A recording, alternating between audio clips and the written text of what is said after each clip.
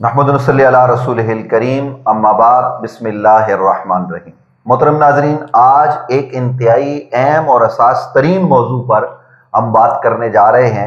اور میں آپ سے آغاز میں یہ بات کروں گا کہ آپ اس گفتگو کو مکمل سماعت فرمائیں اور پھر جو آگے آنے والی گفتگو ہوگی اس کو بھی سنیں تاکہ آپ اصل حقائق تک پہنچ سکیں۔ آج ہمارا موضوع ہے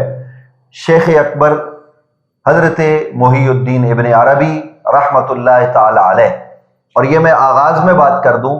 کہ یہ جو ڈرامہ چلا ہے اس ڈرامے میں وہ جو شبیہ نظر آتی ہے شیخ اکبر کی، ہم اس سے قطعاً متاثر نہیں، اور نہ اس وجہ سے ہم حضرت ابن عربی کو جانتے ہیں، بلکہ الحمدللہ ثم الحمدللہ اس خطے میں، اس بر صغیر پاک و ہند میں ایک عظیم المرتبت شخصیت، میں یہ سمجھتا ہوں کہ شیخ اکبر کے بعد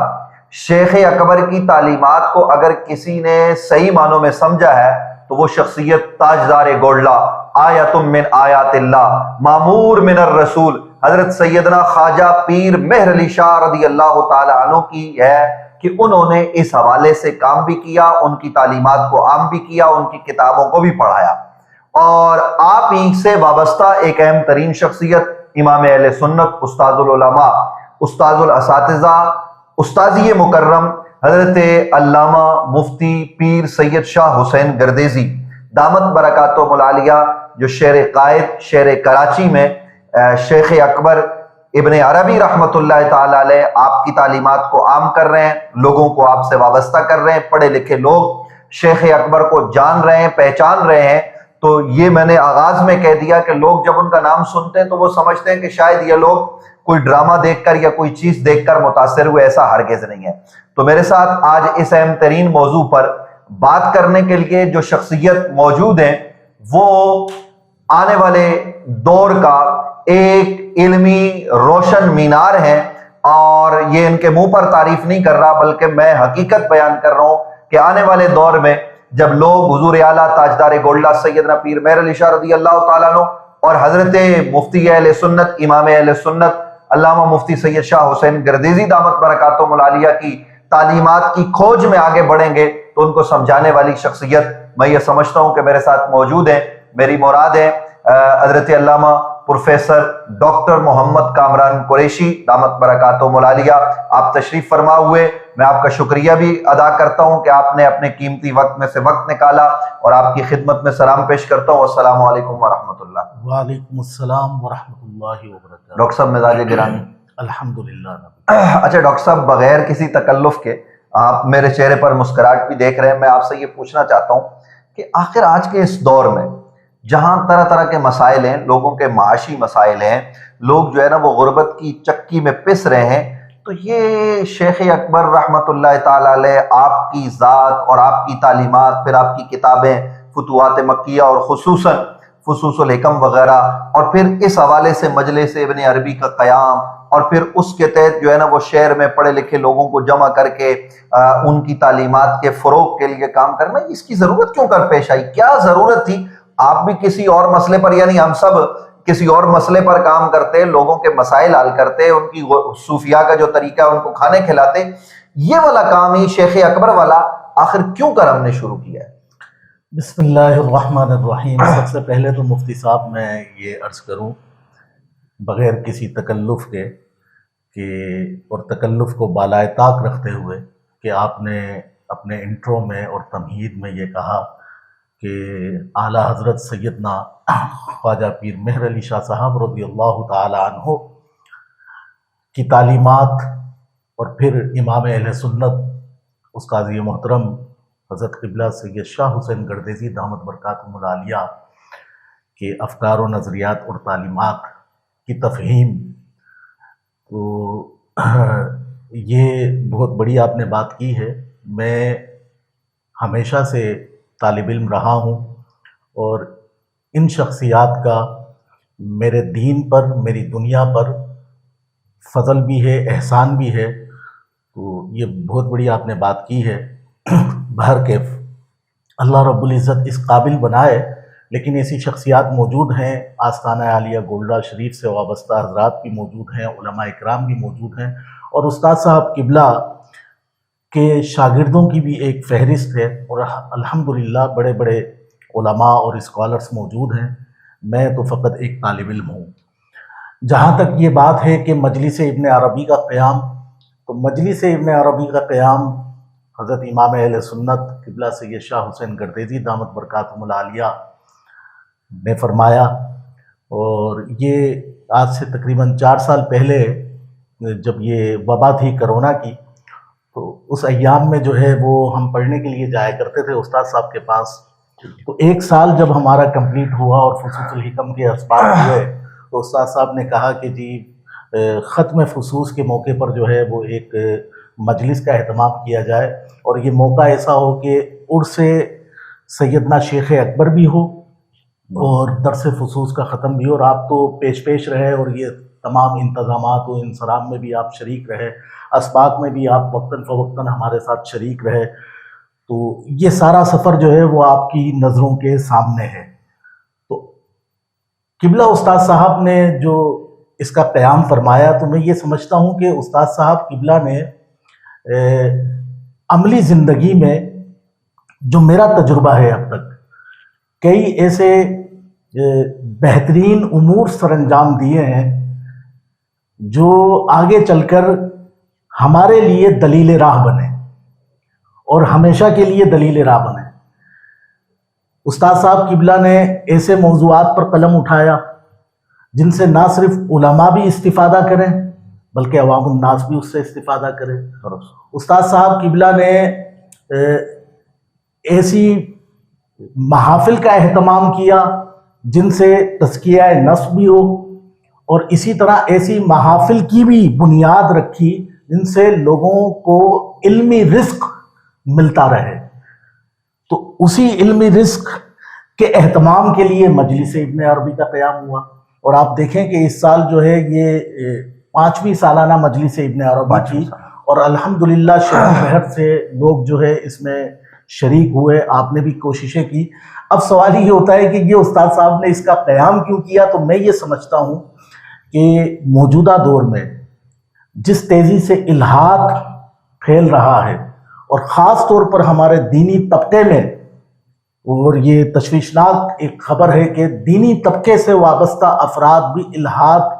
کا شکار ہو رہے ہیں، تو میں یہ سمجھتا ہوں کہ ایسے موقع پر استاد صاحب نے جو مجلس ابن عربی کا قیام کیا ہے، تو وہ یہ سوچ کر بھی کیا ہے کہ لوگ تصوف سے وابستہ رہیں، وَلَوْ اسْتَقَامُوا عَلَى الطَّرِيقَةِ لَأَسْقَيْنَاهُمْ مَاءً غَدَقًا، کہ جب وہ تصوف پر قائم ہو جائیں گے تو شریعت پر استقامت ہو جائے گی ان کی۔ تو شریعت محمد مصطفیٰ صلی اللہ تعالیٰ علیہ وسلم سے جوڑنے کے لیے ایک جو بزرگان دین نے ایک نظام قائم کیا، اس نظام کی ترویج و اشاعت کے لیے استاد صاحب نے جو ہے وہ مجلس ابن عربی کا قیام کیا، کہ جو لوگ صرف علم کی بات کرتے ہیں، صرف فکر کی بات کرتے ہیں، وہ ذکر و اذکار کی محافل کو نہیں سجاتے، تو آئیے آپ تصوف میں ذکر و اذکار کے ذریعے نہیں آنا چاہ رہے، تو آئیے آپ علم کے ذریعے آئیے آپ فلسفے کے ذریعے آئیے، آپ کلام کے ذریعے آئیے، آپ نے جتنی دانش مندیاں عام کرنی ہے تو آئیے اس پلیٹ فارم میں ابن عربی کی دانش سے جڑ جائیے، اور پھر جو ہے وہ اسلام کی دانش کے لیے آپ کام کیجئے۔ تو یہ استاد صاحب قبلہ نے جو ہے وہ میں سمجھتا ہوں کہ ایک بہت ہی زبردست قسم کا پلیٹ فارم جو ہے وہ علماء کو، اور خاص طور پر ایسے طبقے کو جو علمی و فکری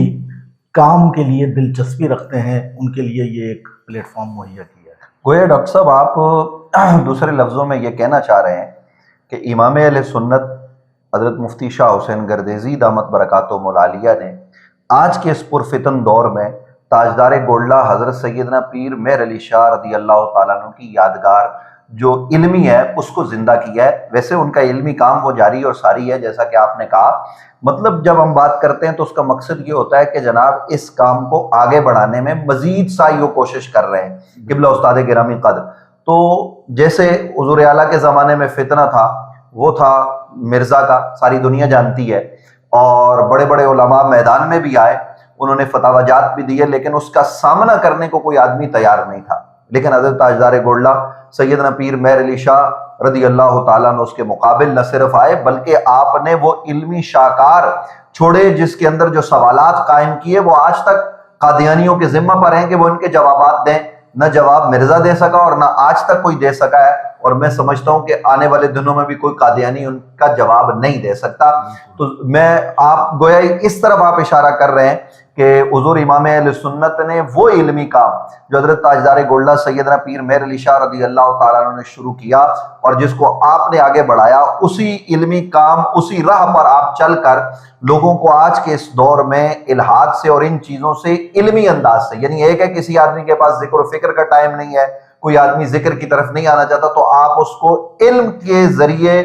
ذکر کی طرف جو ہے وہ دعوت دے رہے ہیں. اور اس حوالے سے میرے ذہن میں ایک واقعہ ہے، آپ بھی تصحیح کریں گے. حضرت تاجدار گولڈہ جب دیوان صاحب اجمیر شریف پشاور گئے، انہوں نے قوالی کی، تو میرے منیر دیگر کتابوں میں یہ موجود ہے. تو اس وقت آپ نے چونکہ منع بھی کیا تھا کہ نہ جائیں گولڈہ سے جاتے ہوئے، لیکن دیوان صاحب ظاہر ہے دیوان صاحب تھے، ان کی عظمت بھی ہے، وہ چلے گئے. لیکن پشاور میں جب علماء نے اور سب نے کہا کہ بھئی یہ کون سا آپ نے غلط کام کیا، آج بھی لوگ قوالی کو غلط کام کہہ دیتے ہیں، تو آپ تشریف لے گئے، سیال شریف والوں نے بھی کہا جائیے، تو آپ وہاں پہنچے اور آپ نے وہاں جا کر پھر لا الہ الا اللہ پر، اس کے نفی اس بات پر، اور کئی طرح سے جو ہے نا وہ کلام کیا. اور پھر بعد میں آپ نے کہا کہ اب جو ہے نا وہ ہم کلام کریں گے قوالی پر. تو انہوں نے یہ کہا تھا کہ آپ جیسا عالم اگر قوالی کو جائز کہتا ہے تو پھر ہم بھی جائز کہتے ہیں. اور بڑے بڑے علماء مرید ہو گئے. تو وہ جو علم تھا وہ میرے خیال سے وہی علم ظاہری کے ساتھ ساتھ وہ علم باطنی اور وہ تمام تر چیزیں آپ کے اندر جگمگا رہی تھی کہ اس جگمگاہٹ کو دیکھ کر، اس روشنی کو دیکھ کر پروانے آپ کے پاس آتے گئے. اور پشاور کے وہ سخت گیر، میں یہ سمجھتا ہوں اور یہ جملہ یقیناً بہت سارے لوگوں نے کہا ہوگا لیکن میرے ذہن میں ابھی آیا ہے کہ عام پاکستانی کو، پنجابی کو، سندھی کو، سرائکی کو، ہزارے والے کو،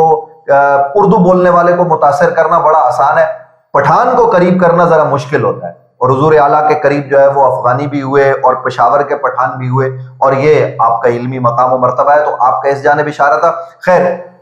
محترم ناظرین آگے بڑھتے ہیں. یہ میں نے اس پر جو ہے نا وہ میری یادداشت میں جو چیز تھی وہ آپ کی خدمت میں عرض کی ہے عالمانہ انداز میں. تو خیر ڈاکٹر صاحب بھی بات کر رہے ہیں اور وہی بات کریں گے. میں ڈاکٹر صاحب ایک اور پریشان بھی ہوں اس سوال کو لے کر کہ آج کے اس دور میں کچھ دانشور جو بنیادی طور پر تصوف بیزار ہے، اولیاء اللہ کے دشمن ہیں، طرح طرح کے ہیں، سوشل میڈیا پر طرح طرح کی آوازیں، اور پھر ظاہر ہے کہ ان کے یوٹیوب پر چینل ہیں اور وہ کافی تعداد میں لوگ ان سے وابستہ ہو جاتے ہیں. وہ کہتے ہیں ہم صوفیاء سے آگے بڑھ گئے، حالانکہ انہیں پتہ نہیں کہ ان صوفیاء کے جو دربار ہیں، جو ان کے مزارات ہیں، وہاں پر بھی روزانہ اتنے لوگ لنگر کھاتے ہیں کہ آپ کا لیکچر کوئی نہیں سنتا. لیکن خیر یہ جو تصوف بیزار طبقہ ہے یہ کہتا ہے کہ جناب شیخ اکبر ہوں یا اس طرح کے دیگر صوفیاء، انہوں نے شریعت کے متوازن ایک نظام جو ہے نا وہ قائم کیا ہے، اور پھر ان پر طرح طرح کے الزامات بھی لگاتے ہیں. تو کیا ان دانشوروں کے یہ الزامات، ان میں کوئی صداقت ہے یا صرف جھوٹ کا پلندہ ہے؟ اور پھر آپ نسل نو کو کیا بتائیں گے کہ وہ کس کی طرف جو ہے نا وہ رغبت رکھیں اور ان کا انداز کیا ہونا چاہیے؟ ان کو سنیں نہ سنیں یا ان کو سن کر کس کی طرف رجوع کریں؟ یہ ایک بہت بڑا مسئلہ ہے. بالکل آپ نے درست کہا، یہ مجھ سے بھی کسی نے کہا تھا. بات یہ ہے کہ ہم شیخ اکبر کی بات کرتے ہیں. شیخ اکبر محی الدین ابن عربی رضی اللہ تعالیٰ عنہ نے واضح طور پر اپنی کتب میں بارہا اس بات کو تحریر کیا ہے اور اس کا اعادہ کیا ہے. وہ یہ فرماتے ہیں کہ بروز حشر ہم سے اللہ رب العزت اور انسانوں سے اللہ رب العزت جو سوال کرے گا وہ تکلیف شرعی کا کرے گا، یعنی کہ جس کے ہم مکلف بنائے گئے ہیں ان اعمال و عبادات اور نظریات اور عقائد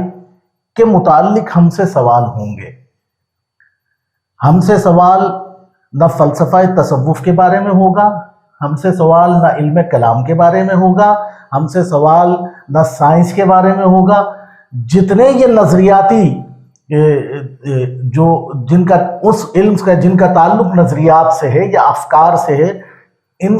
سے متعلق کوئی سوال نہیں ہوگا. ہم سے صرف سوال ہوگا جس کے ہم مکلف بنائے گئے. واضح طور پر حضرت شیخ اکبر محی الدین ابن عربی رضی اللہ تعالیٰ عنہ یہ فرماتے ہیں، مطلب یہ ہوا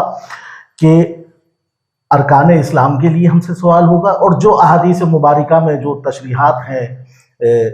ہماری عبادات کے حوالے سے اس سے متعلق حقوق العباد اور حقوق اللہ سے متعلق جو ہے وہ ہم سے سوالات ہوں گے۔ جب ایک شخص اپنی کتب میں جو کہ آگے چل کر اس کا حوالہ بنے گی واضح طور پر بارہا وہ یہ بات کہہ رہے ہیں کہ ہم اسی کے مکلف ہیں اور بروز حشر ہم سے اسی سے متعلق سوال کیا جائے گا، تو اس کا مطلب ہے کہ وہ اپنی پوزیشن واضح کر رہے ہیں۔ اب آج صدیاں گزرنے کے بعد کوئی دانشمند یہ کہے کہ ابن عربی نے فلسفہ تصوف کے نام پر ایک متوازی دین قائم کر دیا، تو یہ سراسر بہتان ہے۔ فلسفہ تصوف کے نام پر ابن عربی نے متوازی دین قائم نہیں کیا، بلکہ فلسفہ تصوف کے نام پر ابن عربی بنی نوع انسان کے افکار و نظریات کی تدریج چاہتے ہیں کہ درجہ بدرجہ یہ افکار بلند ہوں، یہ افکار کانٹ کے پیشانے پر بلند نہ ہوں، یہ نیٹشے کے پیشانے پر بلند نہ ہوں، یہ افکار جو ہے جو مغربی فلاسفر ہیں ان کے شانوں پر سوار ہو کر ان افکار کو نہ سوچا جائے نہ پڑھا جائے۔ اگر ان افکار کے ذریعے آپ نے ترقی پانی ہے، ذہنی بلندی پانی ہے، تو آپ آئیے احادیث مبارکہ کے تحت، آپ آئیے قرآن کریم کے تحت، آپ آئیے ان بزرگان دین کے اقوال کے تحت جنہوں نے قرآن و سنت کی تشریحات کو اس بلندی پر پہنچایا ہے اور افکار و نظریات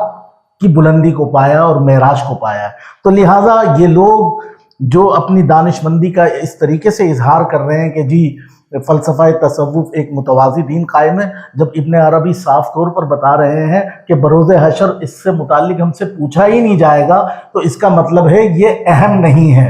اہم اس فلسفے کے ذریعے یہ ہے کہ لوگ شریعت محمد مصطفیٰ صلی اللہ تعالیٰ علیہ وسلم سے جڑ جائیں، اس سے وابستہ ہو جائیں۔ یہ ہے ابن عربی کے افکار اور تعلیمات کا نتیجہ، اور یہی ابن عربی کی چاہت ہے۔ گویا آپ یوں کہنا چاہتے ہیں ڈاکٹر صاحب، جیسا کہ آپ نے آغاز میں کہا کہ اس وقت الحاد تیزی سے پھیل رہا ہے اور ملحدین کو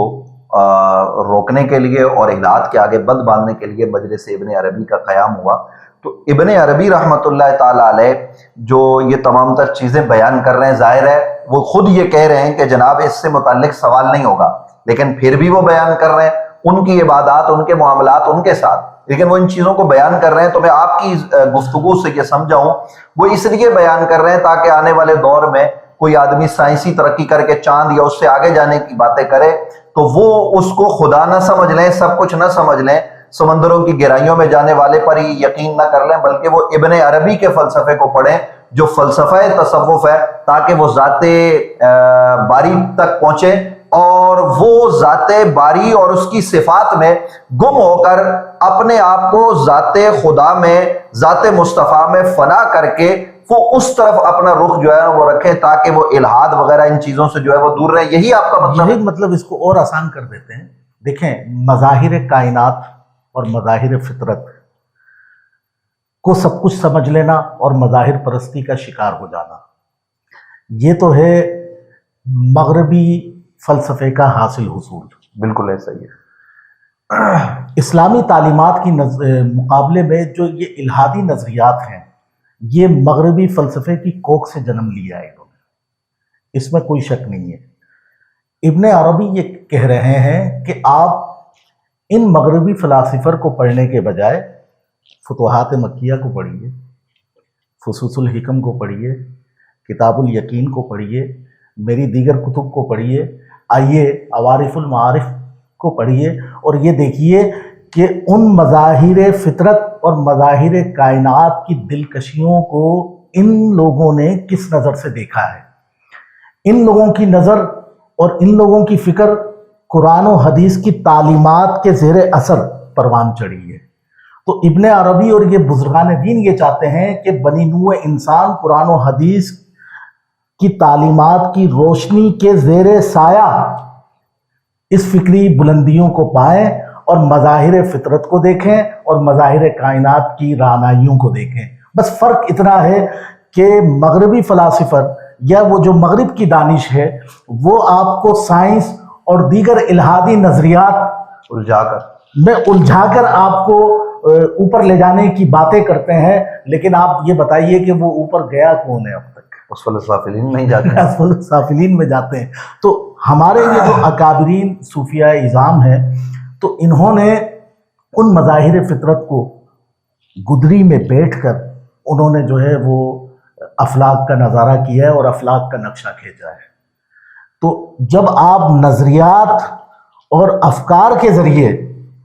بلندی کو چاہتے ہیں اور بلندی تک جانا چاہتے ہیں تو ابن عربی بار بار یہ کہہ رہے ہیں کہ نصوص کے ذریعے آپ اس سفر کو جاری رکھیں، اور نصوص کا بہترین مجموعہ جو قرآن و حدیث کی تشریح اگر آپ کہیں تو وہ فصوص الحکم ہے۔ یہی وجہ ہے کہ ابن عربی کی نثر کے اندر آپ جا بجا دیکھیں گے کہ جو تحریر ہے وہ قرآنی کلمات سے مزین ہے۔ سبحان اللہ۔ تو یہ مطلب آپ یہ دیکھیں ان کی تحریر بھی قرآن سے مزین ہے، ان کی فکر بھی قرآن سے مزین ہے، ان کا اوڑھنا بچھونا بھی قرآن اور حدیث ہے، نبی علیہ السلام کا، اور قرآن و حدیث کے زیر اثر انہوں نے جو ہے وہ سفر روحانی جو ہے اور معارج روحانی کی بات کی ہے اور کائنات کا مشاہدہ کیا ہے۔ تو جو باتیں ہم مغربی فلاسفر سے سن کر متاثر ہو جاتے ہیں تو آئیے ابن عربی کی طرف اور دیکھیے کہ انہوں نے ان افکار کو کس طریقے سے عام کیا ہے۔ پھر میں ایک بات عرض کروں آپ کو، قرآن مجید فرقان حمید کی جب ہم تفسیر دیکھتے ہیں، مفسرین کرام نے قرآن مجید فرقان حمید کی تفسیر کی، خدمت کی بڑی ہے۔ یہ لوگ ایک اعتراض یہ بھی کرتے ہیں کہ جی ابن عربی نے کچھ ایسا فلسفہ بیان کر دیا جس سے توحید جو ہے یا تصور توحید جو ہے وہ گنجلک ہو گیا ہے، نعوذ باللہ من ذالک۔ ڈاکٹر صاحب یہ مغربی جو مفکرین ہیں ان کی تو آپ نے بات کی، لیکن ہم تو اس میدان میں ابن تیمیہ جیسے لوگوں کو جو شیخ الاسلام ہیں، لوگ ان کے ظاہر ہے ان کا ایک علمی قد کاٹ ہے، ان کو بھی کھڑا دیکھتے ایک طرف وہ حضرت غوث اعظم کی تعریفیں کرتے نہیں تھکتے، اور شیخ اکبر جو غوث اعظم کی دعا ہے ان پر کفر کے فتوے بھی لگاتے ہیں، تو یہ اس کو بھی ساتھ میں ذرا دیکھیے۔ نہیں، یہ تو ایک بڑا طویل موضوع ہے، اور چلیں اس پہ پھر انشاءاللہ پورا پروگرام کر لیں گے۔ وہ حضرت شیخ ابن تیمیہ ایک بڑے آدمی تھے، لیکن میں ایک مختصراً ایک بات عرض کروں کہ تصور توحید کو جس طریقے سے ابن عربی نے پیش کیا ہے، آپ اس کی ایک جھلک دیکھیے۔ ہم وحدت الوجود پر گفتگو نہیں کرتے، لیکن میں ایک جھلک آپ کو بتانا چاہ رہا ہوں۔ ابن عربی نے ان الذین کفروا، یہ قرآن مجید فرقان حمید میں استعمال ہوا ہے اور کئی دفعہ ہوا ہے اور مختلف پیرائے سے ہوا ہے،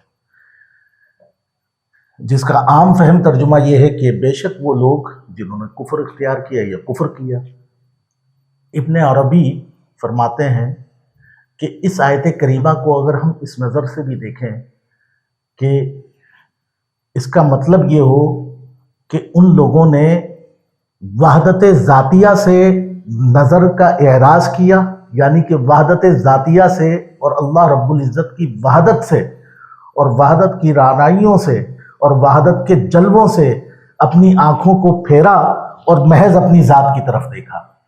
تو یہ فرماتے ہیں ای ترک النظرہ، کہ انہوں نے اپنی نظر کو وحدت ذاتیہ سے ترک کر کے اپنی ذات کی طرف دیکھا۔ تو یہ وہ لوگ ہیں جو پھر ایک نہج پر جا کر کفر اختیار کر لیتے ہیں۔ تو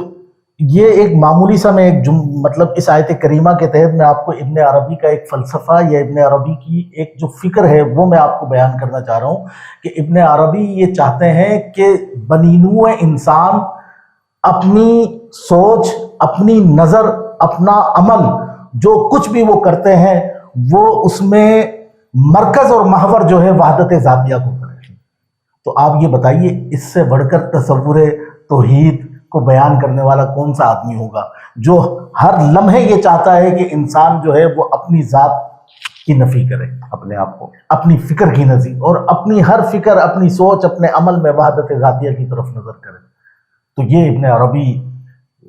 کی تعلیمات ہیں۔ تو ایسے میں ایسے شخص کے بارے میں اگر کوئی یہ کہے کہ جی وہ تصور توحید کے حوالے سے انہوں نے بیانیے کو گنجلک کر دیا ہے، تو ایسا جو ہے وہ نافہمی، اسی لیے میں کہہ رہا ہوں سے دوری، اسی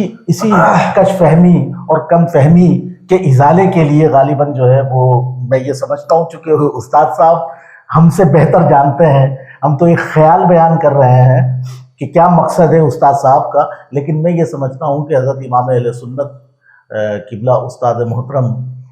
زیدہ مجدہ نے شاید اسی وجہ سے مجلس ابن عربی کا آج کے اس الہادی دور میں یہ قیام کیا ہے کہ لوگوں کی اس کج فہمی کو دور کیا جائے، کم فہمی کو دور کیا جائے، اور بتایا جائے کہ ابن عربی نے توحید کو کس انداز میں پیش کیا ہے۔ ماشاءاللہ، بہت خوب ڈاکٹر صاحب، آپ نے اپنی ابھی گفتگو میں نصوص و فصوص کی بات کی تو مان میرے ذہن میں یہ آیا، اگرچہ میں چاہتا ہوں کہ اس پر باقاعدہ جو ہے نا وہ ایک پروگرام ترتیب دیے جائیں اور نسل نو کی رہنمائی کی جائے، وہی دانشور جو حضرت ابن عربی کی تعلیمات سے لوگوں کو بیگانہ کر رہے ہیں، بلکہ ابن عربی سے کیا ذات رب العالمین سے بیگانہ کر کے وہ ان کو الحاد کا شکار کر رہے ہیں۔ تو اس حوالے سے تو ظاہر ہے کہ ہماری گفتگو کا سلسلہ جاری رہے گا، لیکن جب آپ نے نصوص و فصوص کی بات کی تو فصوص الحکم جو شیخ اکبر حضرت ابن عربی رحمۃ اللہ تعالی علیہ کی کتاب ہے، آج کل فیس بک پہ اور یہ مختلف چینلز پر یہ سوال کیا جا رہا ہے کہ شیخ اکبر نے معاذ اللہ کہیں جناب حضرت سیدنا ابراہیم علیہ السلام کی فصوص میں توہین کی ہے، اور وہ یہ کہتے ہیں کہ انہوں نے جناب حضرت ابراہیم علیہ السلام کے خواب کو لے کر جو بات کی ہے، تو اس حوالے سے ڈاکٹر صاحب ذرا رہنمائی کیجئے کہ کیا شیخ اکبر نے حضرات انبیاء کرام کے حوالے سے جو فصوں میں بیان کیا ہے تو کیا کہیں انہوں نے جو ہے نا وہ توہین کا پہلو جو ہے نا وہ رکھا ہے، یا واقعتاً توہین کیا، یا انہوں نے توہین نہیں کی تو لوگوں نے توہین سمجھی ہے؟ یہ معاملہ کیا ہے، اور خاص طور پر حضرت سیدنا ابراہیم علیہ السلام کے باب؟ دیکھیں، ایک سمجھ ہے، ایک لوگوں کا فہم ہے، ایک لوگوں کا کہنا ہے۔ ایک جس کے بارے میں کہا جا رہا ہے اس کو دیکھیں تو ہمارے سامنے شیخ اکبر ابن عربی رحمہ اللہ تعالیٰ کی کتب موجود ہے۔ فصوص الحکم کا یہ ترائے امتیاز ہے کہ انبیاء علیہم السلام کی سیرت پر سینکڑوں کتابیں لکھی گئی ہیں، اور خاص طور پہ سیرت النبی صلی اللہ تعالیٰ علیہ وسلم پر سینکڑوں کتابیں لکھی ہیں۔ قصص الانبیاء کے تحت انبیاء علیہ السلام کی سیرتوں کو بیان کیا گیا ہے۔ میں اگر ایک بات عرض کروں کہ اگر آپ نے انبیاء علیہ السلام کے کمالات، انبیاء علیہ السلام کے مراتب اور جو منازل انہوں نے طے کیے ہیں، اگر ان کا خلاصہ جاننا ہو تو فصوص الحکم کو پڑھیے۔ یہ لیکن یہ یہاں رک کر یہ بات میں پوچھوں گا، خود سے فصوص پڑھی ہے یا کسی نہیں، وہ تو مطلب خود سے پڑھیں گے تو پھر آپ اسی مخمصے میں پھنسیں گے کہ آپ یہ سمجھیں گے کہ جی اس جگہ پر یہ کہہ دیا، اس جگہ پر یہ کہہ دیا۔ اس کے لیے استاد کا ہونا اور کامل استاد کا ہونا ضروری ہے، اور یہ خوش نصیبی ہے ہماری کہ شہر کراچی میں حضرت امام اہل سنت کی صورت میں ہمارے پاس ایک قیمتی شخصیت موجود ہے۔ ہم جتنا ان سے استفادہ کرنا چاہیں تو ہمارے لیے یہ موقع ہے۔ تو سیدنا ابراہیم علیہ السلام کے حوالے سے بھی یہ غلط فہمی ہے۔ دراصل فصوص الحکم میں حضرت ابن عربی نے ایک بحث کی ہے جس میں انہوں نے خواب کی تعبیر کے حوالے سے، مطلب جو موضوع ہے وہ خواب کی تعبیر ہے، تو اس میں انہوں نے یہ بحث کی ہے کہ کچھ خواب تعبیر طلب ہوتے ہیں، کچھ خواب تعبیر طلب نہیں ہوتے۔ جو تعبیر طلب ہوتے ہیں وہ کشف اجمالی ہوتے ہیں، تو لہٰذا ان کی جو ہے وہ تعبیر کی جائے گی، اور جو تعبیر طلب نہیں ہوتے وہ کشف تفصیلی عینی ہوتے ہیں، تو لہٰذا ان کی تعبیر نہیں کی جائے گی۔ تو جو تعبیر طلب خواب ہیں ان میں سے ایک خواب سیدنا ابراہیم علیہ السلام کا ہے، تو اس کے تحت وہ یہ بات کرتے ہیں، اور پھر وہ سیدنا ابراہیم علیہ السلام کی جو طبعی خلت ہے کہ آپ مرتبہ خلت پر قائم ہیں، خلیل اللہ ہے، اور پھر وہ فرماتے ہیں انما سمی الخلیل خلیلا لتخللہ، یہ ابن عربی فرماتے ہیں کہ ان کا نام ہی خلیل اس وجہ سے رکھا گیا ہے کہ انہوں نے اپنی ذات کو اللہ رب العزت کی صفات میں گم کر دیا۔ عشق آمد و شد ساری چوبو بغلاب اندر، یہ حضرت او درمن من دروے سرریز اسرارم حضرت اعلیٰ حضرت سیدنا مجدد گولربی علیہ رحمہ نے یہ فرمایا ہے۔ تو یہ آپ سمجھ لیں کہ یہ اس عبارت کا ترجمہ ہے یہ آگے چل کر وہ ایک شعر آئے گا، تو اس شعر کا بھی مطلب یہ ہے کہ آپ نے صفات باری تعالیٰ کو اپنی روح میں سما لیا. تو جب وہ اس مقام پر ہے کہ صفات باری تعالیٰ کا مظہر اتم ہو گئے ہیں، تو لہٰذا ان کی ذات پیچھے ہو گئی ہے، اور وہ جو دوستی اور جو خلت کا مقام ہے اس پر وہ قائم ہے. تو ابن عربی یہ فرماتے ہیں کہ ان کی طبعی خلت نے یہ گوارا نہیں کیا کہ میں اس خواب کی تعبیر کروں. یعنی وہ اس کو ظاہر کو دیکھا اور اس کے حساب سے مختصر انہوں نے ظاہر کو دیکھا بھی، اس کی تعبیر کو سمجھا بھی، وہ اس بات کا شعور بھی رکھتے تھے، لیکن اپنے عقل و شعور کو انہوں نے شعور عشق پر قربان کر دیا. چونکہ حضرت سیدنا ابراہیم خلیل اللہ علیہ السلام کا شعور عشق مقام خلت کی معراج ہے، تو لہٰذا انہوں نے اپنی عقل اور شعور کو شعور عشق پر قربان کر دیا. خواب کا تعبیر طلب ہوتے ہوئے آپ نے تعبیر نہیں کی، کہ آپ نے گوارا نہیں کیا کہ میں اس کی تعبیر، بس جیسا کہا ہے ویسا ہم نے کرنا ہے. اور پھر یہ دیکھیے نا کہ اللہ رب العزت نے بھی ارشاد فرمایا کہ سچ کر دکھایا. اس کا مطلب ہے کہ اللہ بھی جانتا ہے کہ میرا خلیل کیا کام کرے گا، اور خلیل اللہ بھی جانتے ہیں کہ میں نے اس امر پر کس طریقے سے عمل پیرا ہونا ہے. لیکن وہ جذبہ قربانی بھی لوگوں کو بتانا ہے، وہ سب کچھ ہے. تو اس مقام اس کو میرے خیال میں پھر گستاخی پر یا بے ادبی پر معمول کرنا یہ کم عقلی کی بات ہو سکتی ہے، کم فہمی کی بات ہو سکتی ہے. تو پھر دیکھیے وہی ہے حضرت خلیل اللہ ہیں کہ آگ میں ان کو ڈالا جا رہا ہے. تو قلنا یا نار کونی بردن وسلاما علی ابراہیم. تو وہ یہ نہیں دیکھتے، عقل تو یہ کہتی ہے کہ آگ جلائے گی، عشق یہ کہتا ہے کہ جس کے نام پر جا رہے ہو وہ بچائے گا، جلنا ہے تو جل جائیں گے، بچنا ہے تو بچ جائیں گے. یعنی وہ رب کی رضا کے سامنے ہر معاملے پر راضی ہیں. تو بہرحال ڈاکٹر صاحب یہ تو معاملہ ایسا ہو گیا کہ یہ تو ہم نے مختصر بات کی ہے حضرت شیخ اکبر علیہ رحمہ کے حوالے سے. تو یہ صرف ایک ہی معاملہ تو نہیں ہے، پھر اس میں جو ہے نا وہ کئی معاملات، کئی پہلو اور بھی ہیں. حضرت الیاس علیہ السلام کے حوالے سے خصوص میں بات ہے، اور بہت ساری چیزیں ہیں. نہیں، اسی بحث میں بھی بہت سی ابحاث ہیں. اور اعلیٰ حضرت سیدنا مجدد گولربی علیہ رحمہ نے اس کی تشریحات کی ہیں. تو جیسا کہ آپ نے انٹرو میں کہا تھا کہ اس بر صغیر پاک و ہند میں اگر شارح ابن عربی کی حیثیت سے کوئی شخصیت ہمیں نظر آتی ہے تو اعلیٰ حضرت مجدد گولربی علیہ رحمہ کا ایک رخ یہ بھی ہے کہ وہ شارح ابن عربی، اور میں یہ سمجھتا ہوں کہ وہ سب سے بڑے شارح ابن عربی. بالکل ہمیں سمجھنا چاہیے. جی بالکل سمجھنا چاہیے. بالکل اس میں کوئی دو رائے بھی نہیں ہے کہ جس طرح سے آپ نے شیخ اکبر کو سمجھا ہے شاید پہلے کوئی اس انداز میں اس طرز پر سمجھ نہیں سکا، چونکہ آپ حقیقی صوفی بھی ہیں، آپ عالم بھی ہیں، آپ فاضل بھی ہیں، مجدد بھی ہیں، اور پھر اللہ کی نشانیوں میں سے عظیم نشانی ہے. تو اس لیے حضرت تاجدار گولڈا سیدنا پیر مہر علی شاہ رضی اللہ تعالیٰ عنہ ہر سال لوگوں کو فصوص الحکم پڑھایا کرتے. اسی طریقے کو، ان کی اس سنت کو، اس یاد کو شہر قائد کراچی میں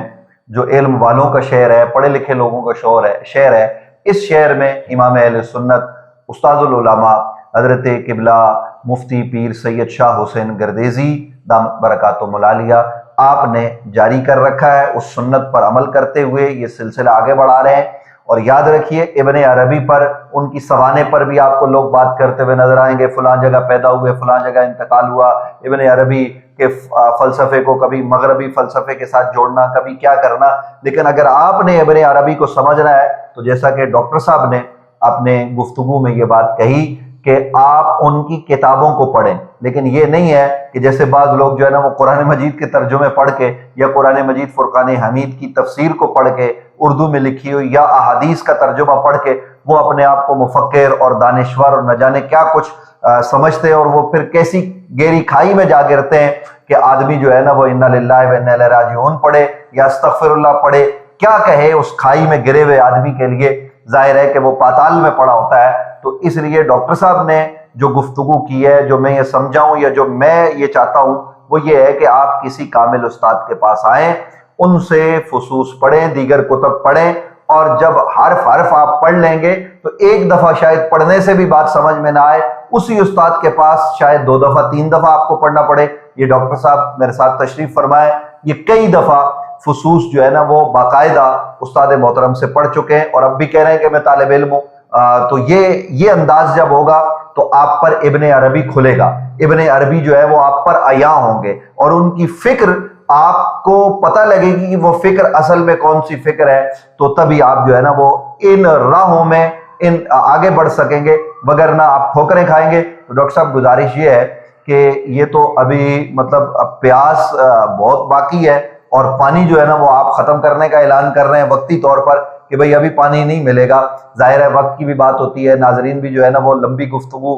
اس کو برداشت نہیں کر سکتے بعض دفعہ، اس لیے کہتے ہیں کہ بھئی